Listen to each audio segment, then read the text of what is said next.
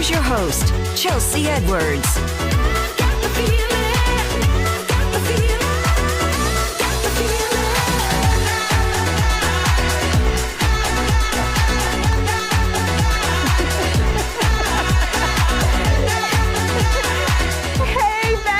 Welcome to another episode of Chattin With Chelsea. I'm your daytime bestie, Chelsea Edwards.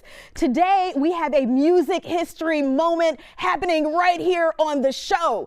The king of the New Jack Swing, Teddy Riley, is in the building. I am so excited. Now, this is the genius who blended R&B and hip hop and created a whole new genre of music. From Michael Jackson to Blackstreet, his sound has shaped an entire generation.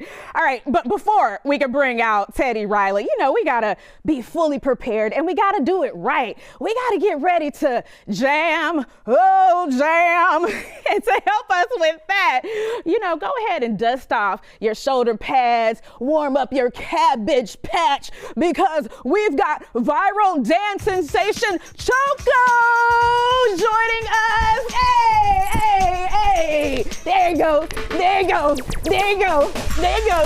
Go Choco.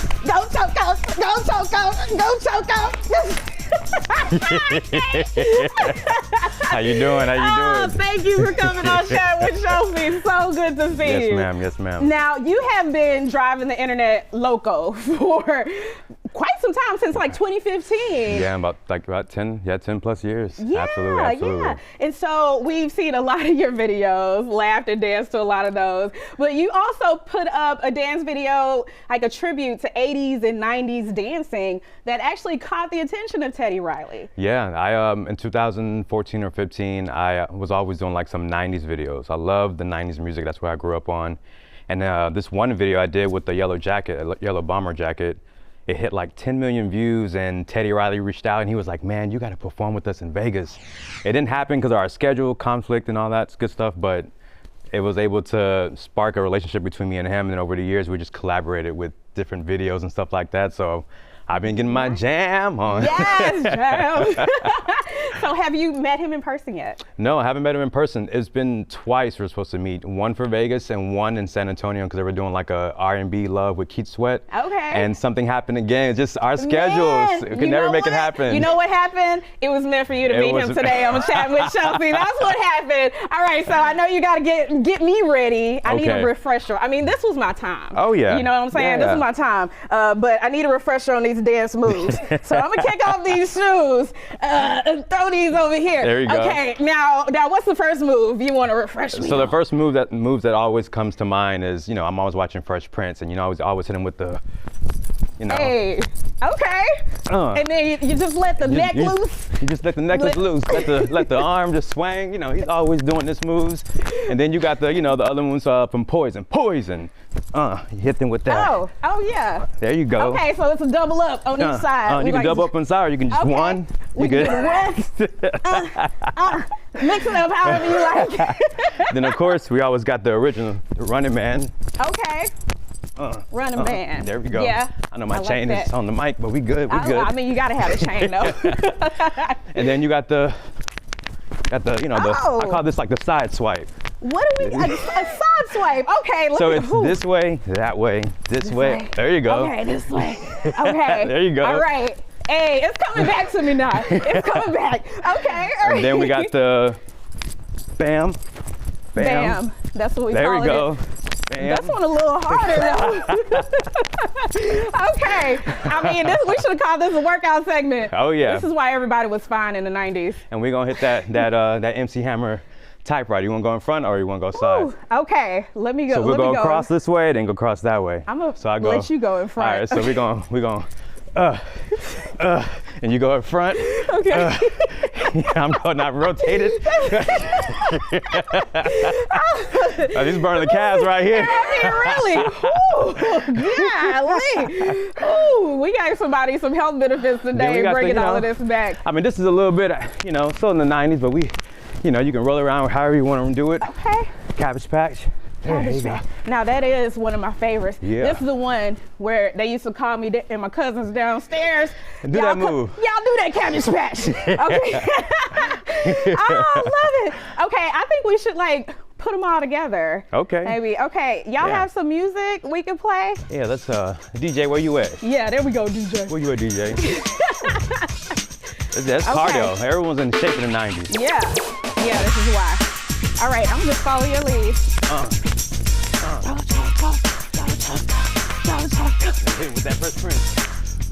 Bow, bow, bow, bow, bow, bow, bow, bow. Let me do the side swipe. Uh-oh, Chelsea with the... Here we go. So let's put the music on. Okay.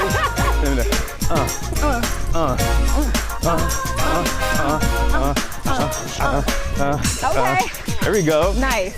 I gotta do a workout class now. Yes. All right, we're gonna keep dancing. That's right. We good? Or we okay? We're gonna keep dancing, but we're also gonna take a quick commercial break because we need to come back with Teddy Riley. Hit that.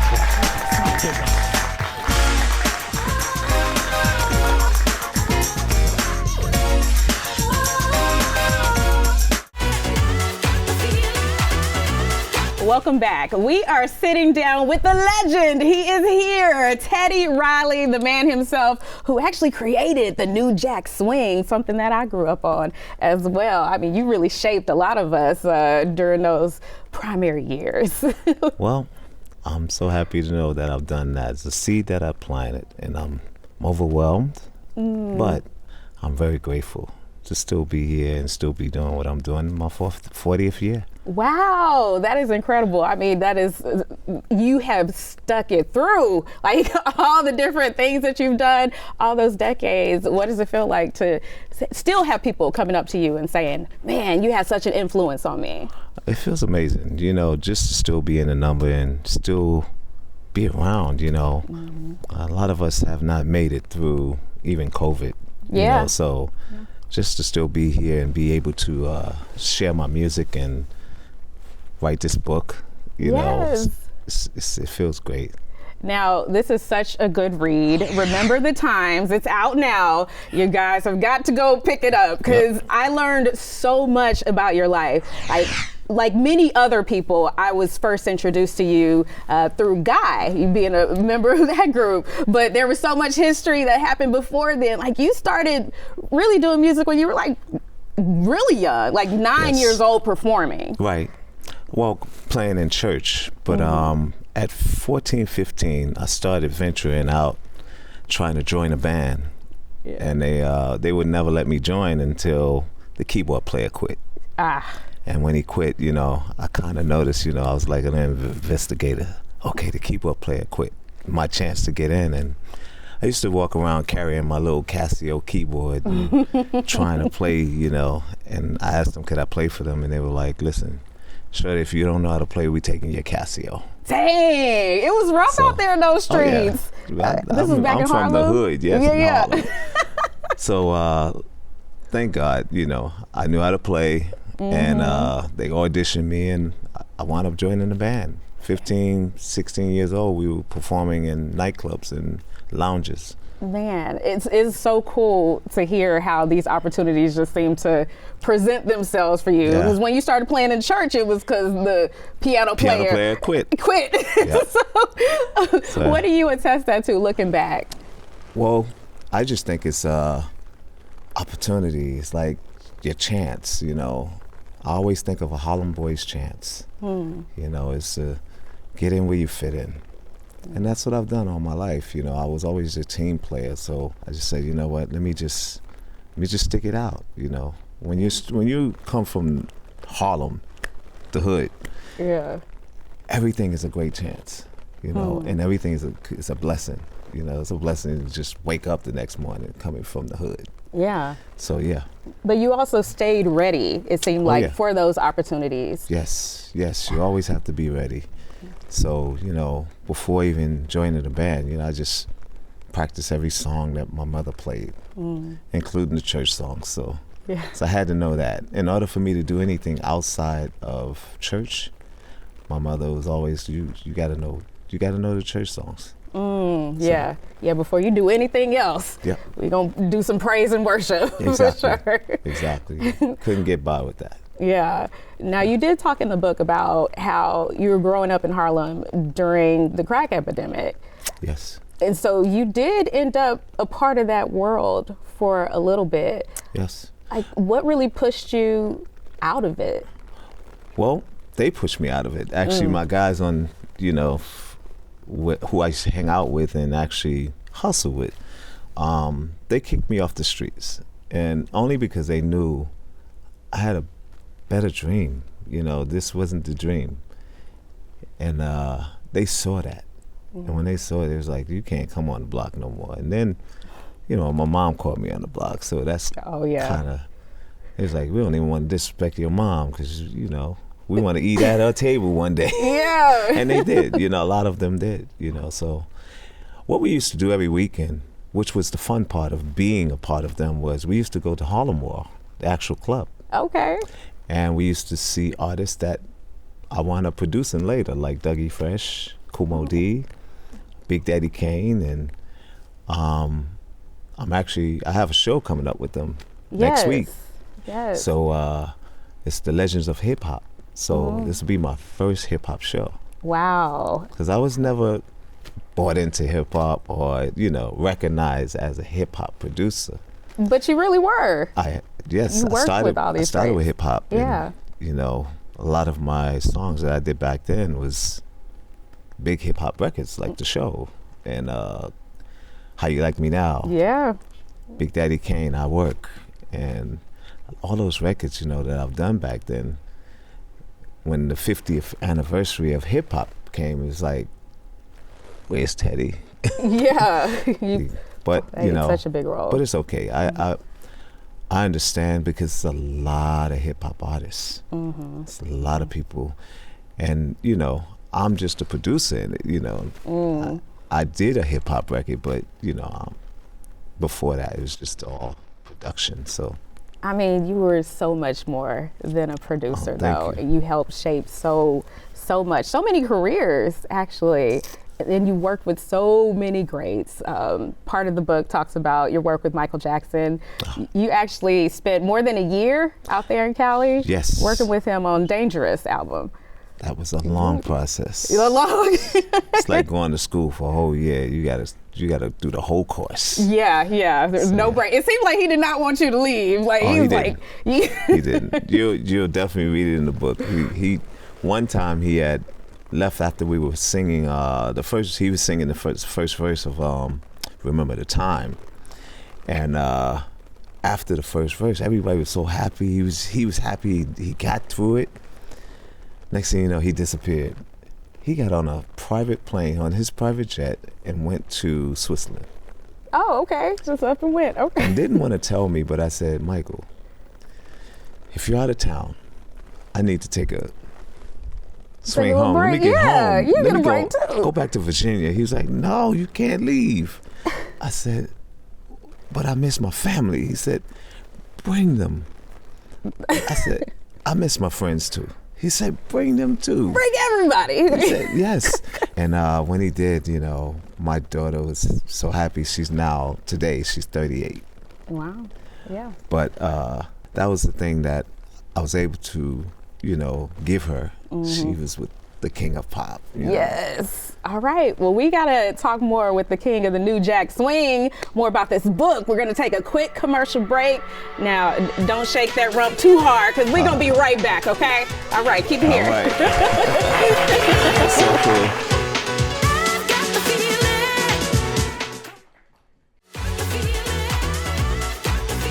Welcome back. We are still hanging with the king of the New Jack Swing, Teddy Riley, legend, music pioneer, and author as well. Have you always wanted to be an author?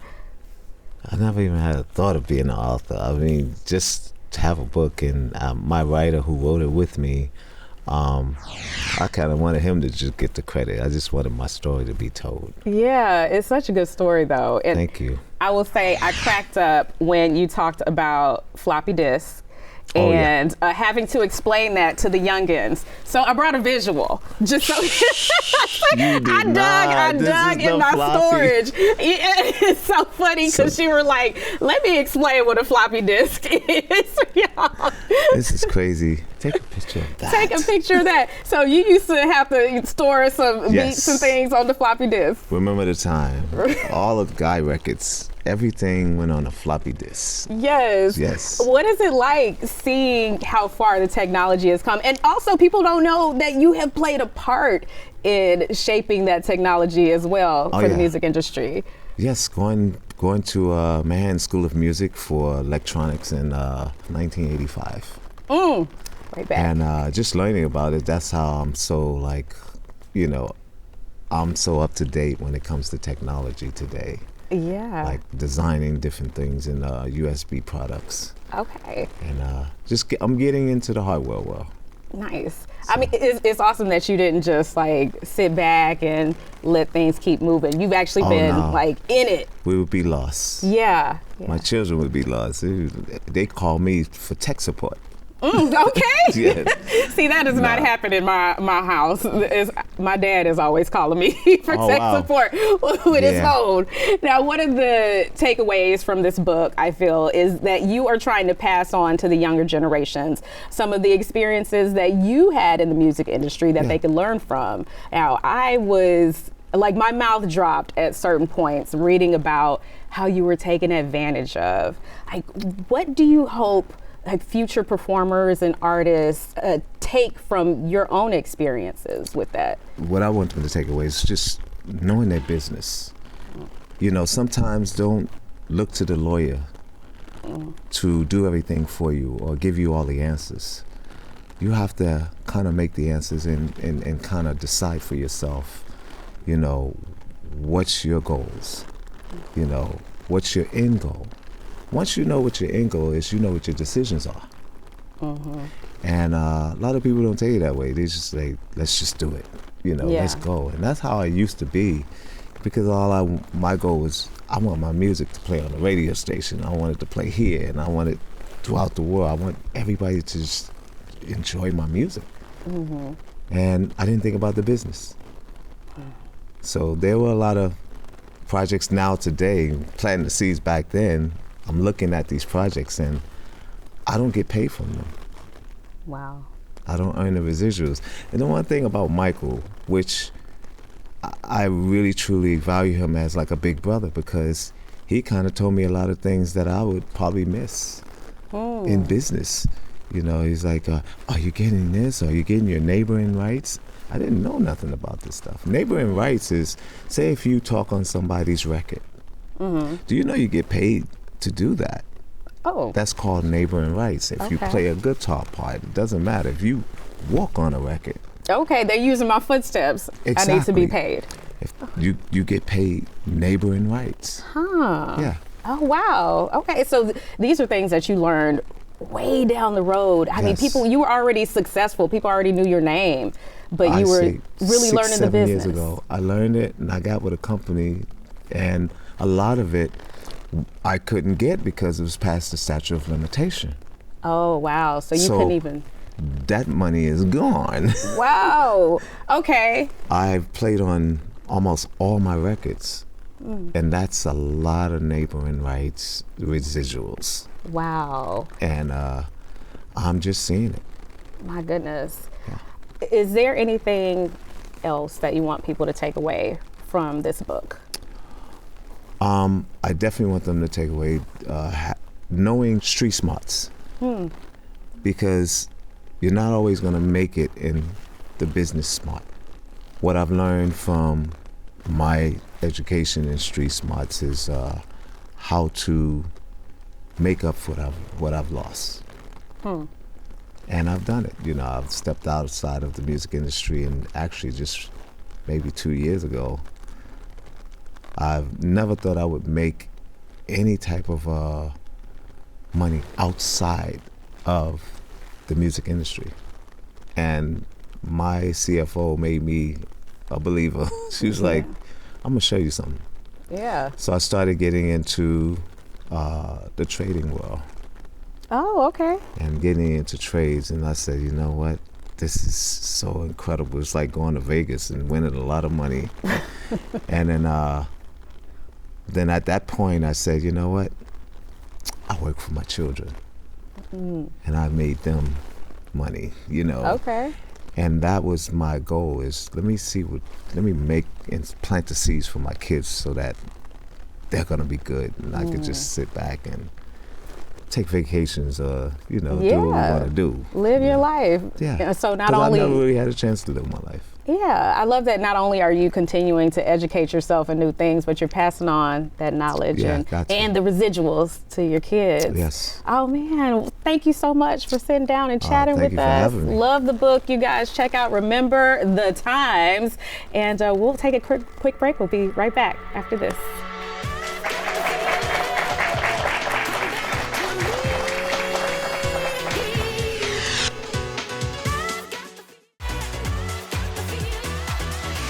Thank you so much to our guest, Teddy Riley. Check out Remember the Times. You can get that online. And Choco, you get to meet him for the first time. That's right. This is so cool. Now we're gonna see what he got. Yeah, we're about to see what he got. Let's start playing that music. Okay, hold on. Thank you so much, you guys, for watching today's show.